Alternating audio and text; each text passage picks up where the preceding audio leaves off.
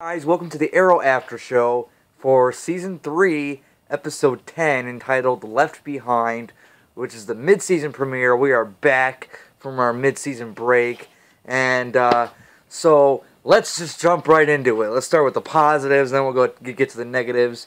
But my initial reaction to this episode, holy shit. A lot fucking went down. There was emotional scenes where I was getting the feels, and I may have shed a tear or two throughout the episode. The action sequences were intense and action fun. I'll get into all that, but the positives. It starts off with these criminals, and you see Arsenal is on the motorcycle, and he's trying to take them down. And I've grown, which if you guys know, I was never a fan of the Roy character. I would say about episode 6 of this season, which was entitled Guilty, the one with Ted Grant as a suspect to a murder, that's the episode where I warmed up to Roy, and I'm like, Roy now fits. And so, I've loved Roy. I wouldn't say I loved him, but I've liked Roy a lot since then. And, he's kicking ass, but there's also Diggle. Diggle is in the Arrow costume. He's got the hood up, which we haven't seen since I believe Season 1 was the last time we saw it. And at this point, they don't know if Oliver's dead or alive. So it's cool to see that they're kind of Diggle is taking up the mantle of the Arrow. Arsenal's doing his thing and kicking ass, which he kicked a lot of ass. But then I'm like, alright, Diggle wearing the Arrow outfit, that's pretty fucking awesome. I enjoyed the shit out of that. But, Diggle is a character where he's so cool, he doesn't need a mask or anything like that. So when he made the line of like, this costume's a little too tight, I'm like, man, I know, you got a point, and it's a funny line, but I like seeing Diggle in the suit for some reason, I don't know why. Alright. Felicity not wanting to believe that Oliver's dead. Diggle and Roy pretty much say, well, look, he's been gone for 3 days. And that's another thing. I'm going to kind of go off topic here for a second. Well, it's still kind of within the same topic, but it's only been 3 days since the mid-season finale, which I was a little surprised on. I mean, I guess it would make sense. If this episode did take place a month after Oliver left, and why would they still kind of have a feeling that he might be alive after a month? So a couple days, I get it. I was just surprised at the fact that it was only 3 days after that. But anyway, Felicity does not want to believe that Oliver is dead. She wants to believe that he is coming back, and we all know obviously that he's going to come back. But just her trying to stay strong and be like, no, he's not dead. He survived the island. He survived Slade. He survived everything. He's gonna come back, and I like that to her. Of course, we get another scene of Malcolm Merlyn and Thea doing their little training sessions, and I eat those scenes up. I think those scenes are so badass and cool. Thea's another character that's just grown into more of a badass. Recently, in her scenes with Malcolm Merlyn and them training back and forth, I eat those scenes up. More of those as much as possible, please. And it's cool because somebody mentioned this on Twitter, because I live tweet Arrow, and somebody mentioned this on Twitter earlier. They're like, you know what, those are badass scenes, but I would be tearing up those sofas with those swords. And I'm like, you know what, I would too. So, but I always like those. And then Malcolm shows up in the Arrow Cave, or according to Felicity, we don't call it that. But Malcolm Merlyn shows up in the Arrow Cave, which I think this is the first time he was in the Arrow Cave. And he breaks the news, Oliver Queen is dead. And of course, the initial, look, how do we know that for sure? We don't have any proof. Yes, there's a possibility, but we don't know that. I like the fact that they were kind of open-minded to it, but they knew that there was a good chance that he was dead, except for Felicity, who, again, she does not want to believe that Oliver is dead. which then Malcolm, Malcolm Merlin. Sometimes I just call him Merlin. Sometimes I call him Malcolm. But when Merlin goes up to the cliff where Oliver was killed, he takes the sword that had Oliver's blood on it. He brings it back to the Arrow Cave. They analyze the blood, and it turns out that is Oliver's blood. And it says like 99.9998% or something like that. That it, Oliver's dead pretty much. And the silence and the emotional reaction of everybody was just a fantastic scene. I do want to bring this up first because I'm probably going to forget later. Actually, no. I'll talk about it when I talk about that. The next, Hong Kong. As you guys know, I haven't really been too big on the Hong Kong flashbacks just yet. I was hoping it would lead to something good. And in this episode, obviously in the mid-season finale with Maseo being in present time, I was interested to see what happened in Hong Kong. Why is he with the League of Assassins now? You know, what's going to happen there? But in this episode, the action scenes in Hong Kong, there was a lot more action. In this episode in particular, in Hong Kong, that was awesome and badass. And, even though we don't have Oliver in present day, we still get to see him in Hong Kong, so that was cool. Having Stephen Amell at least in it, made me feel a little bit better. And then Felicity just breaking down in front of Ray Palmer.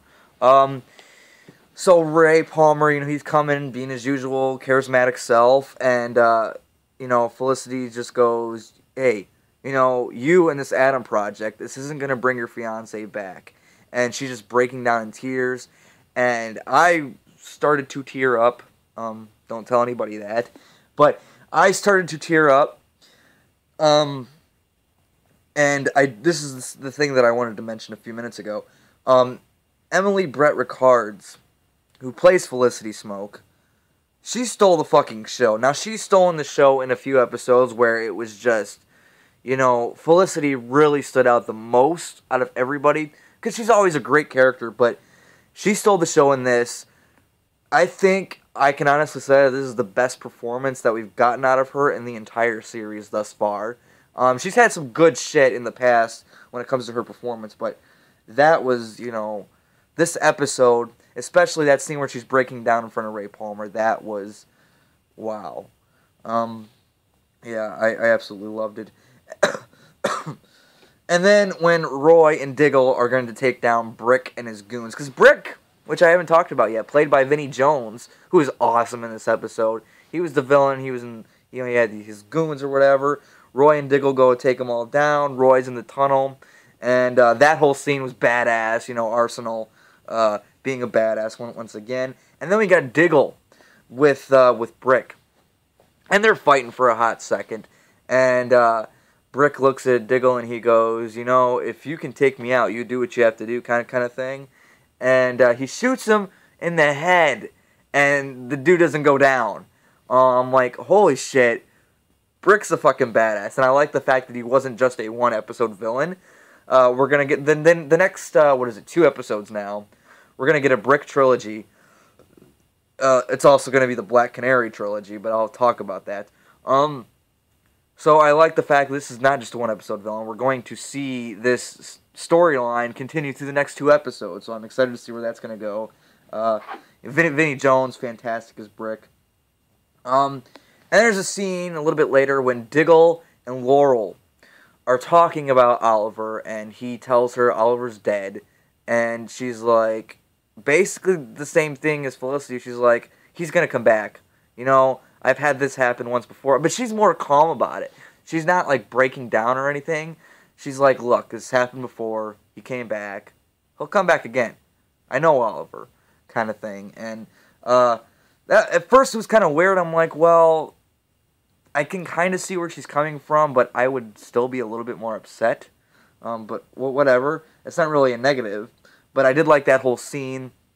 And Diggle says something along the lines of, I still like to think of myself as his bodyguard, and I couldn't protect him here. And that was just a great scene from David Ramsey and Katie Cassidy. Then, so throughout the episode, there's a scene where we seen somebody dragging Oliver's body somewhere. And of course, I'm thinking Lazarus Pit, but who's doing it? In the mid-season finale when it happened and showed the promo for an episode that we're not going to get until a month later.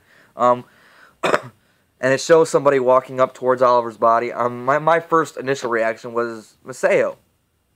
He was there. So, you know, that's probably how he got to him pretty quickly. Because it looked like it happened, like, right after that, pretty much. In the promo, at least.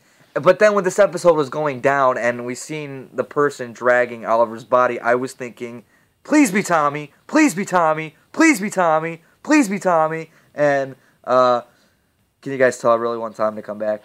But then we find out that it is Maseo all along. And I'm like, alright, I mean, I kind of knew that. So that wasn't a big surprise, but I did like the fact that, you know, he's still loyal to him. Even though he is in the League of Assassins, and the League of Assassins, you know, their whole thing with Oliver and all that. It's good to see that Maseo is pretty loyal to Oliver still. Now, Laurel as Black Canary, this is in my positives. I didn't think it would be. And I'm going to explain why. Just hear me out for a second. First of all, Katie Cassidy does look great in the costume as Black Canary. And this is on my positives mainly because she doesn't really kick that much ass. She pops up at the end of the episode in the suit. And she basically just hits these two guys over the head. Anybody could do that. That's easy. She wasn't doing a bunch of martial arts shit, so, you know, I'm fine with that. And her also is all my positives because she's not doing this to really... She's not implying that she's a hero just yet. Hers is more for revenge. For her sister, and now for Oliver. And, you know, she's going to have to go along the same path that Oliver went on in the first 2 seasons. You know, going from a guy who's taking on vengeance against all these guys who are destroying the city. And then something's going to happen. And then he realized that, you know, I have to be a hero. I have to stop killing people. And there are different ways to stop these guys. And I feel like that they're going to do that same path with Laurel. And if they do that, I'm fine with that. She can learn along the way with her training. So as of right now, with that brief 2 seconds that we got of Black Canary, I'm fine with it. I don't love it just yet. I want to make that perfectly clear. I don't love that whole thing just yet. I'm still, you know, anti-Laurel as Canary kind of thing right now. But those 2 seconds, the way it was played out, I'm like, I'm giving it an open-minded chance, which I always like to do with Arrow anyway. But I'm giving it an open-minded chance. I'm like, okay, let's see where they go with this. And finally, the big reveal at the end was we knew that Oliver was coming back. I didn't think it would be this episode. We knew that Oliver was going to be gone. Stephen Amell said that it was going to be about 3 episodes that he was going to be gone. So we have 10, 11, 12, and then by like 13 or 14 he would be back. So I didn't expect him to come back to life this soon. But he did, and we find out that Maseo didn't bring him to the Lazarus Pit. He brought him to Tatsu, who was his wife in Hong Kong. Yeah, she's still alive, so we know in the flashbacks that she's not going to die. Because at first I was thinking, well, maybe, you know, because she dies, that's why he joins the League of Assassins for vengeance and stuff like that. Well, we find out that she doesn't die, so that can't be the reason why Maseo joins the League of Assassins. And just seeing her alive, I'm like, again, I said this in the mid-season finale after show, what the fuck happened in Hong Kong for you guys to end up here? So that's really exciting. Tatsu's the one who brought Oliver back to life. I don't know how, I don't know why. Well, she's loyal. I guess she knows Oliver. They have history and stuff like that. I got that. It's just, I don't know how she brought him back to life. Is she going to be a human version of the Lazarus Pit? I hope not. Because I think the producers even said, yes, there's going to be a Lazarus Pit.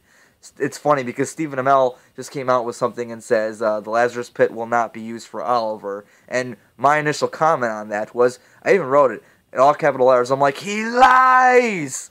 But no, apparently he wasn't lying to try to throw us off. I thought he was just being clever. But no, Lazarus Pit was not used. So they're implying that Lazarus Pit will be used. The question is, for who? Tommy Merlin, perhaps? I don't think they'll bring Sarah back, but I hope so. I hope Sarah comes back. I doubt it. It's very, very unlikely. I think Tommy's a better possibility. So yeah, that's all my positives. A lot of positives. Obviously, I loved this episode. One of the best episodes of the season. And season 3 is shaping out to be my favorite season of the show thus far. So that's good. The negatives, I don't have very many. I have 3. 3.5, kind of. Trust me, it'll make sense in a minute. Roy not telling Thea about Oliver, and I like the fact that Thea was concerned. You know, she hasn't heard from Oliver. She doesn't know where he is or what he's doing. She's worried. That's totally fine.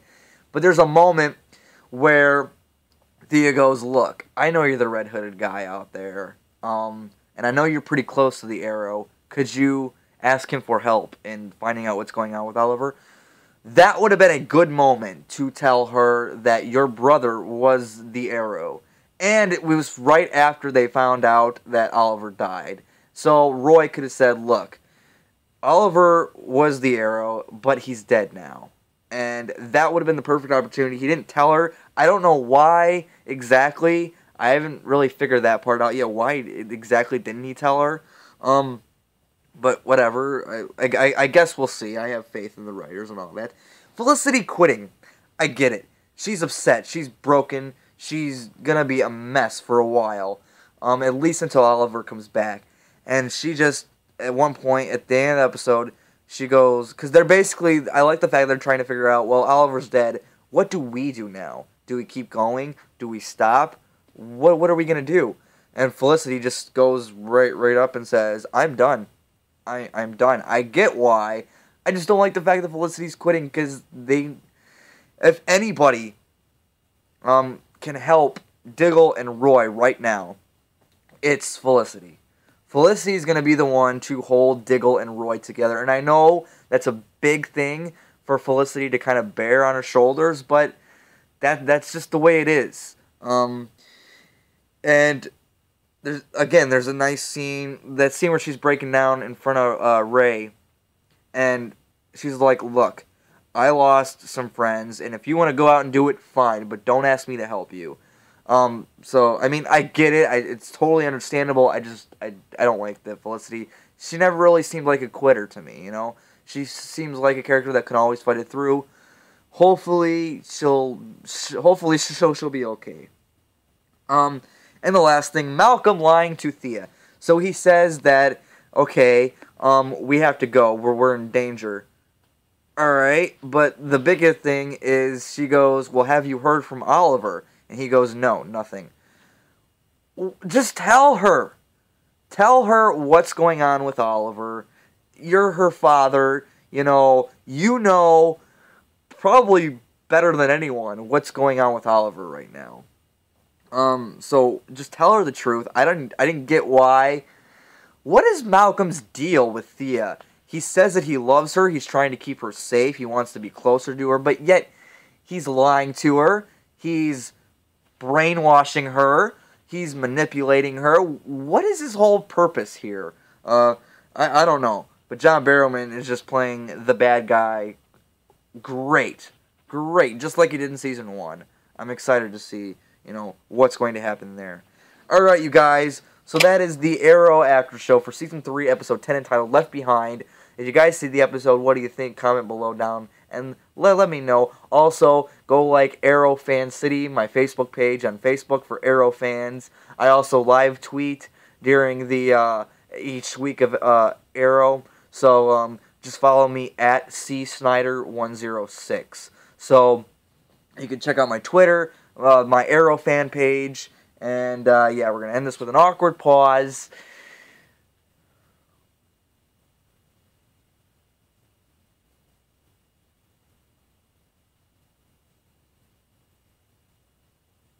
Well, see you later.